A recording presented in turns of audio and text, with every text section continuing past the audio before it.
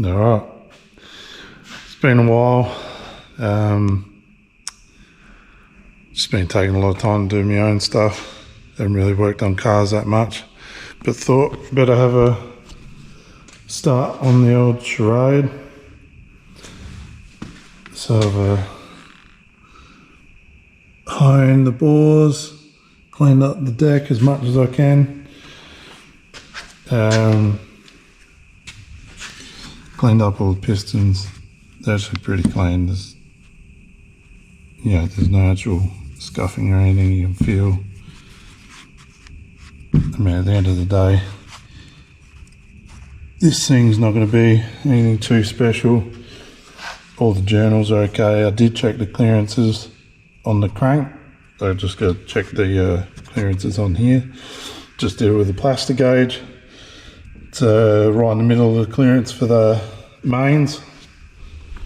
I've been just checking the rings now, and they're on the higher end, but they're still within the factory clearancing.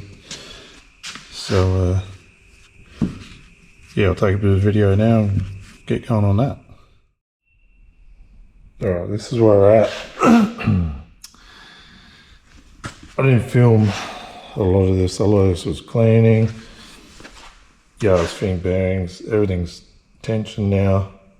Everything moves freely. Probably should have filmed it, but I got caught up in the moment, and I just need to get stuff done. Yeah, so I might put the camera on here now. Get all the final components back together. Everything's gone back together as per should. All the clearances are within specs.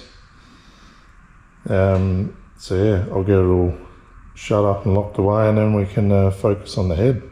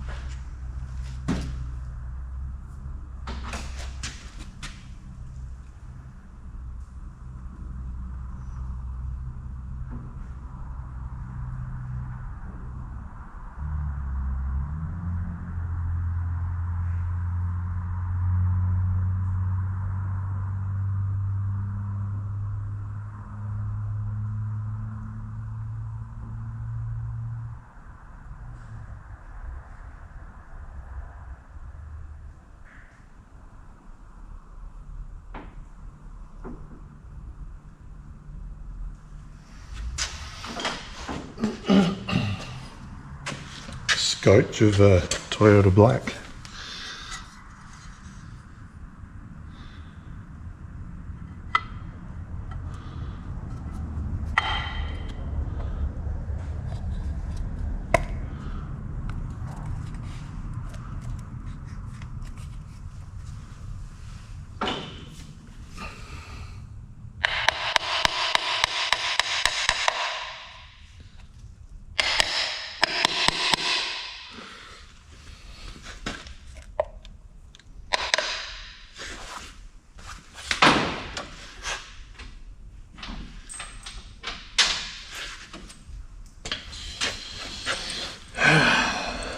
Now you remember all these bolts went.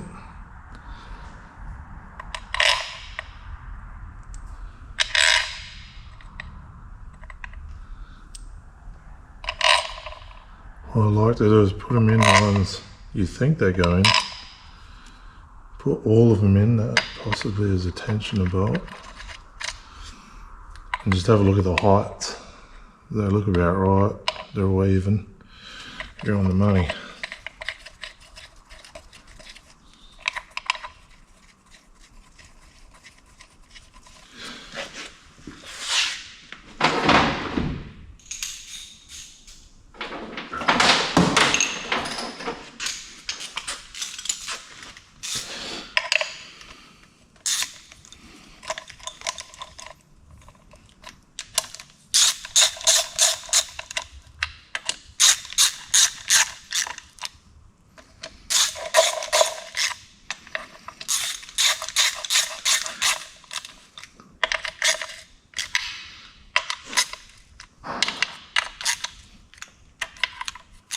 Bring them in real gentle, like, yeah, a bit of that action just before you start cranking on them, because you never know, might have it a little bit cocked or something's dropped. I'm certain there's a torque setting for this, but I've been doing it for a while and I've got a good feel for what type it is.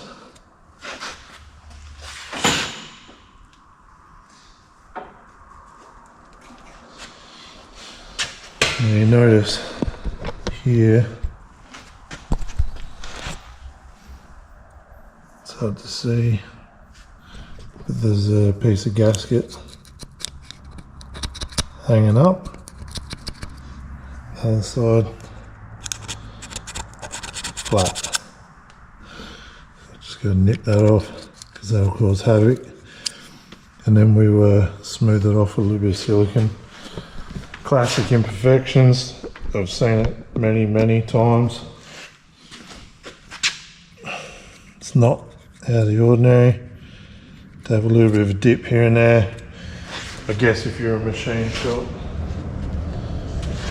you could possibly put a little bit of weld in that corner and remachine it. But hell of a lot of work.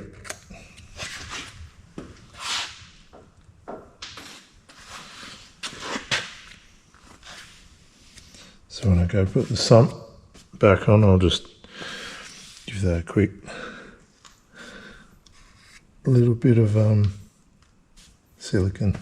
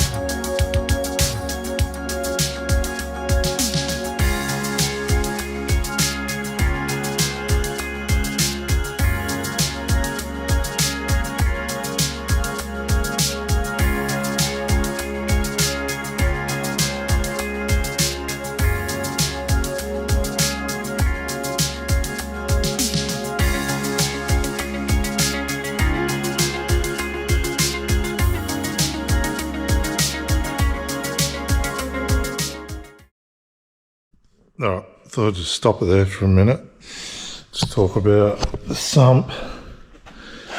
These sumps are extremely good. So they've got a, I don't know if you can see that with the camera, but they've got an additional strip of steel, goes all the way around both sides. So it's extremely rigid and it's got a fully rubberized gasket. So it really tightens up really nicely. I only had to put a little dash of silicone on both sides where the front and rear plates go to hold the seals and this is part of the timing cover. Yeah, I don't know why all manufacturers don't do it like this really. You don't get any fatigue in the metal, no bending, and you don't have to like squash it back if it pulls down too far, etc. So they should do it more like this. Yeah, now that's that done. Flip it over, and we'll start getting the top prepped. I mean, there's bits and pieces here. Got to put the water filter housing on, water pump. You know, just odds and sods now. Cam to use sensors and bits and pieces, and then get the head faced up. Double check it's not completely bent, because this engine did overheat for me. The main reason that I've eventually found out when I was pointing it out, don't know if you can see in there, it's very hard to see, but it's basically full of rust. It's just full. The whole thing's just full of that. So you can't even get a screwdriver in there. So I'll probably bypass that for a moment and look into doing a heater core.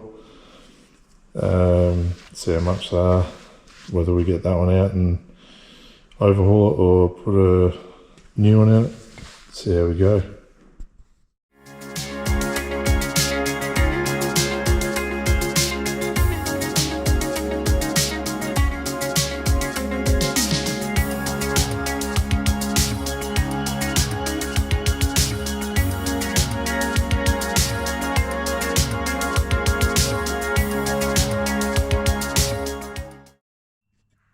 Right, let me bring you in here for another minute. Just put this on. That tube there goes right through the back. It's only held on by 2 bolts. I only put a light smear of silicone, very light in that corner, because you don't want a bead of silicone going into your main oil feed line, basically. So yeah, just be ginger with that. Another one. So I've had a bit to do with getting parts for these, as some people would know if they've worked on them before.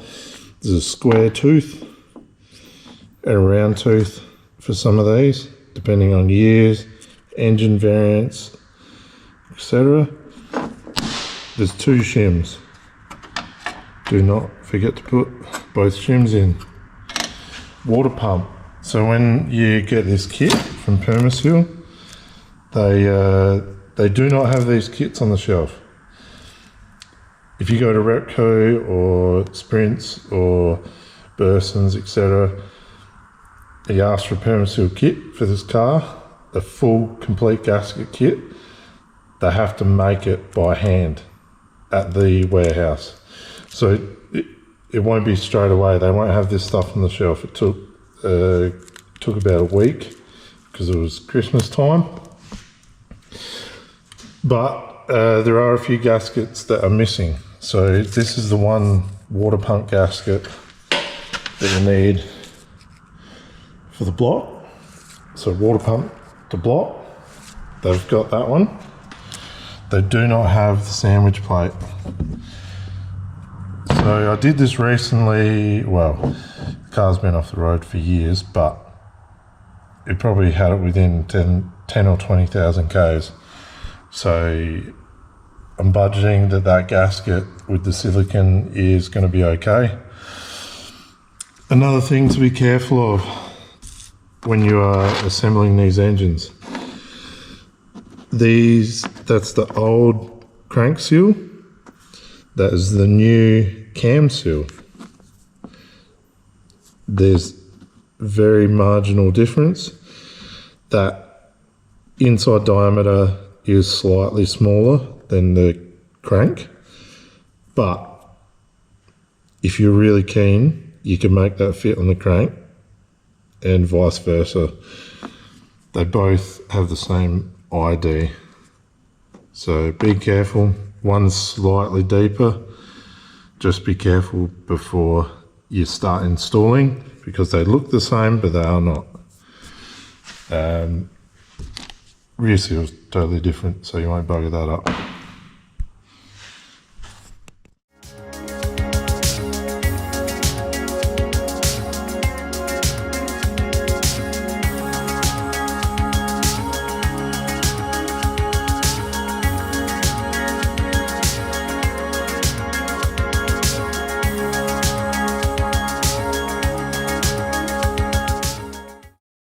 Alright, just went to put said water pump gasket on. I guess this is why I always check. You can see from that, if I put it on backwards with no silicone, it's like half a hole out. So yeah, when you sit that on block, you line up the holes. You can see there's an air gap at the side there. Basically, I'm gonna let coolant there. Lose probably a quarter of your flow, at least. So I'm gonna have to order the right ones, or make something if I get desperate or impatient. Always worth a check. As you can see, I did not check, but we didn't get it bolted up, didn't leak coolant everywhere, so that's somewhat of a positive. Alright, saved you the hassle of disassembling the head. I faced it, it's come up real nice. Yeah, a few little bits, but that's probably from previous machining even. Just a bit of corrosion, but it's not detrimental. It's not on the firing. This one had a little bit of water in it, but it's still not going to be affected. Come up nice. It's a new gasket. Always check that your the copper ring and the coolant and everything, it's all in the right spot. The block came up as good as it could. It's probably not fantastic, but for what this is, it'll be fine. So yeah, come along for it.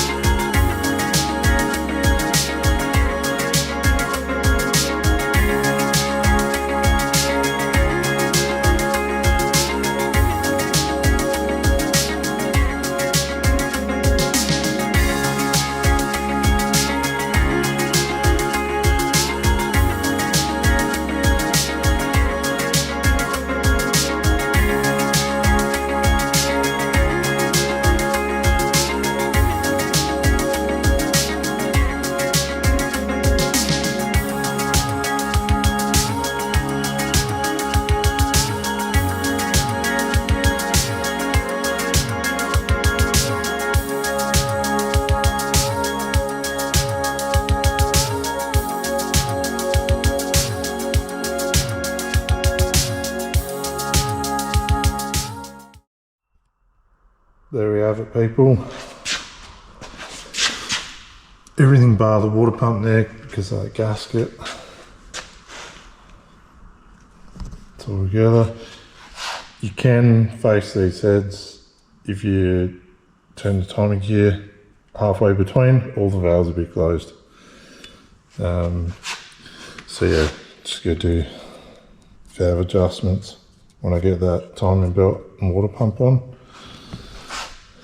And we're not too far off. When you filter to go on, or pre-oil, like fill the filter full, put that on there so it's primed, and yeah, it should be good to go.